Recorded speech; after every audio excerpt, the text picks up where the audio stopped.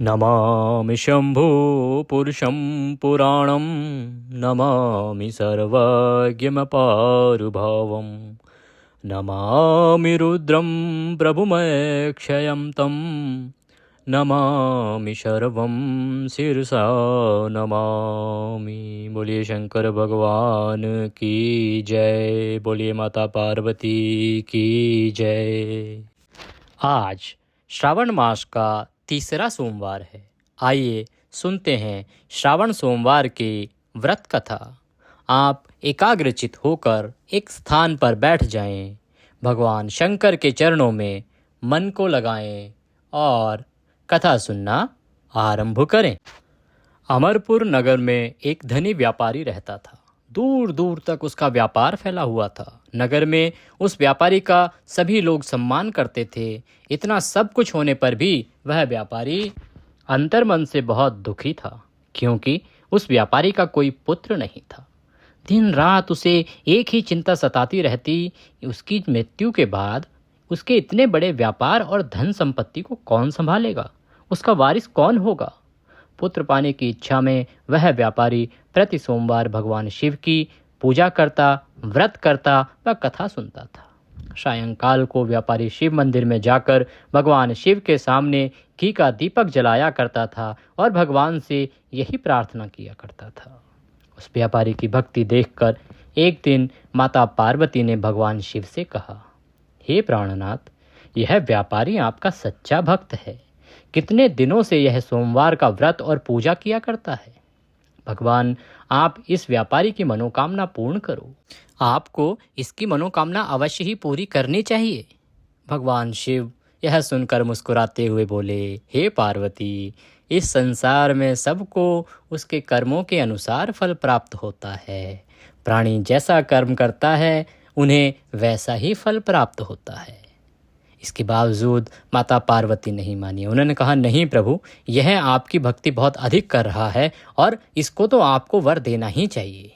उन्होंने बार बार भगवान भोलेनाथ से प्रार्थना करते हुए बोला कि हे प्रभु, यह आपका अनन्य भक्त है, आपको इसकी इच्छा पूरी करनी ही पड़ेगी। प्रति सोमवार आपका विधिवत व्रत रखता है और पूजन अर्चना के बाद आपको भोग लगाकर एक समय भोजन ग्रहण करता है। आपको इसे पुत्र प्राप्ति का वरदान देना ही होगा प्रभु।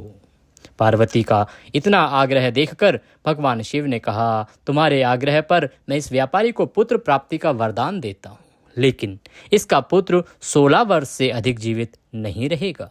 उसी रात भगवान शिव ने स्वप्न में उस व्यापारी को दर्शन देकर उसे पुत्र प्राप्ति का वरदान दिया और उसके पुत्र के 16 वर्ष तक जीवित रहने की बात भी बताई। भगवान के वरदान से व्यापारी को खुशी तो हुई, लेकिन पुत्र की अल्पायु की चिंता ने उसे उस खुशी को नष्ट कर दिया। व्यापारी पहले की तरह सोमवार का विधिवत व्रत करता रहा। कुछ महीने पश्चात उसके घर एक अति सुंदर पुत्र उत्पन्न हुआ। पुत्र जन्म से व्यापारी के घर में खुशियां भर गई। बहुत धूमधाम से पुत्र जन्म का समारोह मनाया गया। व्यापारी को पुत्र जन्म की अधिक खुशी नहीं हुई, क्योंकि उसे पुत्र की अल्पायु के रहस्य के बारे में पता था। यह रहस्य घर में किसी को नहीं मालूम था। विद्वान ब्राह्मणों ने उस पुत्र का नाम रखा अमर। जब अमर 12 वर्ष का हुआ तो शिक्षा के लिए उसे वाराणसी भेजने का निश्चय हुआ। व्यापारी ने अमर के मामा दीपचंद को बुलाया और कहा कि आप अमर को शिक्षा प्राप्त करने के लिए वाराणसी छोड़ आओ। अमर अपने मामा के साथ शिक्षा प्राप्त करने के लिए चल दिया। रास्ते में जहां भी अमर और दीपचंद रात्रि विश्राम के लिए ठहरते, वहीं यज्ञ करते और ब्राह्मणों को भोजन कराते। लंबी यात्रा के बाद अमर और दीपचंद एक नगर में पहुंचे। उस नगर के राजा की कन्या का विवाह था और विवाह की खुशी में पूरे नगर को सजाया गया था। निश्चित समय पर बारात आई, लेकिन वर का पिता अपने बेटे के एक आंख से काणे होने के कारण बहुत चिंतित था, क्योंकि उस वर के एक आंख नहीं थी। उसे इस बात का भय सता रहा था कि राजा को इस बात का पता चल गया तो पता चलने पर वह कहीं विवाह से इनकार ना कर दे। इससे उसकी बदनामी होगी और उसकी बारात वापस लौट जाएगी। वर के पिता ने अमर को देखा तो उसके मस्तिष्क में एक विचार आया। उसने सोचा, क्यों ना इस लड़के को दूल्हा बनाकर राजकुमारी से विवाह करा दूं। विवाह के बाद इसको धन देकर विदा कर दूंगा और राजकुमारी को अपने नगर में ले आऊंगा। वर के पिता ने इसी संबंध में अमर और दीपचंद से बात की। दीपचंद ने बात स्वीकार कर ली। अमर को दूल्हे के वस्त्र पहनाकर राजकुमारी चंद्रिका से विवाह करा दिया गया। विवाह के उपरांत जब अमर वहां से लौट रहा था तो वह अपने आप को रोक न सका और उसने राजकुमारी की ओढ़नी पर लिख दिया कि राजकुमारी चंद्रिका, तुम्हारा विवाह तो मेरे साथ हुआ है। मैं तो वाराणसी में शिक्षा प्राप्त करने जा रहा हूँ। अब तुम्हें जिस नवयुवक की पत्नी बनना पड़ेगा वह एक आंख से काना है। इसके बाद जब सभी रिवाज पूरे हो गए तो उस वर के पिता ने अमर के मामा को खूब सारा धन देकर विदा कर दिया।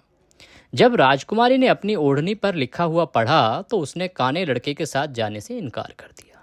राजा ने सब बातें जानकर राजकुमारी को महल में ही रख लिया और बारात को वापस लौटा दिया। उधर अमर अपने मामा दीपचंद के साथ वाराणसी पहुंच गया। अमर ने गुरुकुल में पढ़ना शुरू किया। वह रोज गुरुकुल में पढ़ाई करता, उसके मामा वहां पर रोज दान पुण्य करते, यज्ञ आदि करते। जब अमर की आयु 16 वर्ष पूरी हुई तो उसने एक यज्ञ किया। यज्ञ की समाप्ति पर ब्राह्मणों को भोजन कराया और खूब सारा अन्न वस्त्र दान दिया। रात को अमर अपने शयन कक्ष में सो गया।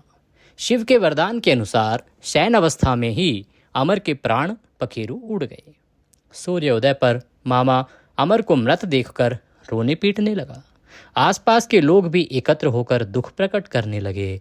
मामा के रोने और विलाप करने के स्वर समीप से गुजर रहे माता पार्वती और भगवान शिव ने सुने।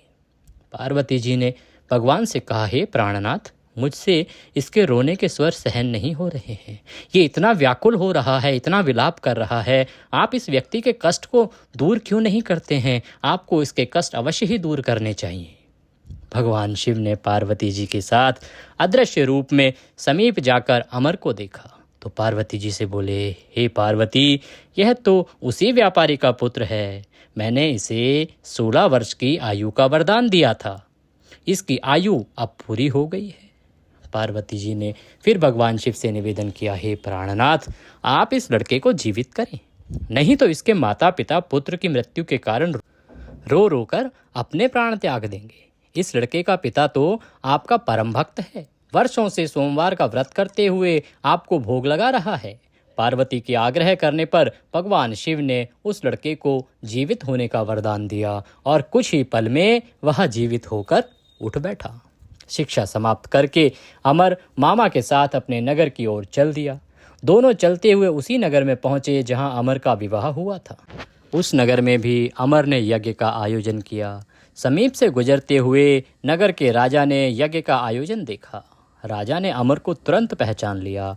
यज्ञ समाप्त होने पर राजा अमर और उसके मामा को महल में ले गया और कुछ दिन उन्हें महल में रखकर बहुत सारा धन वस्त्र देकर राजकुमारी के साथ विदा किया। रास्ते में सुरक्षा के लिए राजा ने बहुत से सैनिकों को भी साथ भेज दिया। दीपचंद ने नगर में पहुंचते ही एक दूत को घर भेजकर अपने आगमन की सूचना भेजी। अपने बेटे अमर के जीवित वापस लौटने की सूचना से व्यापारी बहुत प्रसन्न हुआ। व्यापारी ने अपनी पत्नी के साथ स्वयं को एक कमरे में बंद कर रखा था। भूखे प्यासे रहकर व्यापारी और उसकी पत्नी बेटे की प्रतीक्षा कर रहे थे। उन्होंने प्रतिज्ञा कर रखी थी कि यदि उन्हें अपने बेटे की मृत्यु का समाचार मिला तो वो दोनों अपने प्राण त्याग देंगे। व्यापारी को जब अपने बेटे के आगमन की सूचना मिली तो वह बहुत प्रसन्न हुआ और अपनी पत्नी और मित्रों के साथ नगर के द्वार पर पहुंचा। अपने बेटे के विवाह का समाचार सुनकर पुत्रवधू राजकुमारी चंद्रिका को देखकर उसकी खुशी का ठिकाना न रहा। उसी रात भगवान शिव ने व्यापारी के स्वप्न में आकर कहा, हे श्रेष्ठी, मैंने तेरे सोमवार के व्रत करने और व्रत कथा सुनने से प्रसन्न होकर तेरे पुत्र को लंबी आयु दी है। व्यापारी बहुत प्रसन्न हुआ। श्रावण सोमवार का व्रत करने से व्यापारी के घर में खुशियां लौट आई। शास्त्रों में लिखा है कि जो स्त्री पुरुष सोमवार का विधिवत व्रत करते हैं और व्रत कथा सुनते हैं उनकी सभी इच्छाएं पूरी होती हैं। बोलिए शंकर भगवान की जय, बोलिए माता पार्वती की जय। कथा यहाँ पर समाप्त होती है। इसके बाद ओम जय शिव ओमकार आरती से आप भगवान शंकर की आरती करेंगे। आरती करने के बाद सभी को आरती देंगे, भगवान को भोग लगाएंगे और भोग लगा के प्रसाद बंधु बांधवों में वितरित करेंगे। आपसे एक प्रार्थना है कि वीडियो अच्छा लगे तो उसे लाइक अवश्य करें। कमेंट बॉक्स में ओम नमः शिवाय या जय शिव शंकर लिखना ना भूलें। आपका एक कमेंट, आपका एक लाइक हमारे लिए बहुत महत्वपूर्ण होता है, बहुमूल्य होता है, क्योंकि हमारी टीम बहुत प्रयास करती है आप तक सही जानकारी सही समय पर पहुंचाने के लिए। तो जब आप एक कमेंट या एक लाइक देते हैं तो हमारा उत्साहवर्धन होता है और हम वही अच्छी जानकारी आपके लिए प्रदान करने के लिए प्रोत्साहित होते हैं। तो अपने प्रोत्साहन के रूप में कृपया एक लाइक और एक कमेंट अवश्य करें। जय शिव शंकर।